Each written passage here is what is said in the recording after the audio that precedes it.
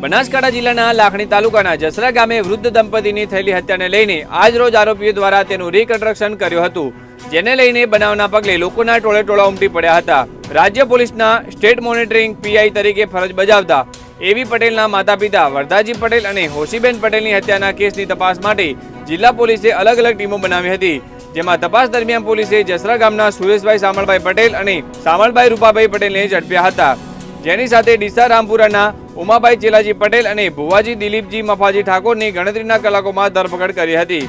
પોલીસે પ્રાથમિક પૂછપરછ કરાતા મૃતક દંપતીના પાડોશમાં રહેતા પુત્ર સુરેશ પટેલ અને પિતા સામળજી પટેલે વધારે રૂપિયા કમાવા માટે તાંત્રિક વિધિ કરાવવા દાગીનાની જરૂર હોવાથી પાડોશમાં સૂતેલા વૃદ્ધ દંપતીની હત્યા કરી હોવાનું કબૂલ્યું હતું। ત્યારબાદ આરોપીઓને પોલીસે લાખણી કોર્ટે રજૂ કરીને 25મી તારીખે બપોરના 12 વાગ્યા સુધી 6 દિવસના રિમાન્ડ મેળવ્યા હતા।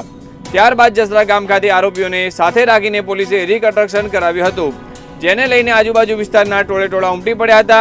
આ બાજુ રીકન્સ્ટ્રક્શન મામલે મોટા ખુલાસા થઈ શકે તેવી शक्यता છે। इसमें क्या डेवलपमेंट हुआ है अभी तक? जैसा डबल मर्डर जो हुआ है वहाँ पे हमने 4 आरोपियों को अरेस्ट कर लिया था। उसके बाद हमने कोर्ट में प्रोड्यूस किया था और 25 तारीख यानी कल तक की रिमांड पुलिस रिमांड हमको दी गई है। इन दिनों के अंदर हमने जो है एविडेंसेस जितने हमको कलेक्ट करने थे वो हमने कलेक्ट कर लिए हैं और 100% रिकवरी जो मुद्दा माल लिया था इन लोगों ने वो भी हमने पूरा रिकवर कर लिया है। और इसके बाद जो है आज हमने पूरा रिकन्स्ट्रक्शन पंचनामा भी हमारा कंप्लीट हो गया और कल हम उनको कोर्ट में वापस प्रोड्यूस करने वाले हैं। अभी ये 4 ही आरोपी हैं? हाँ, अभी 4।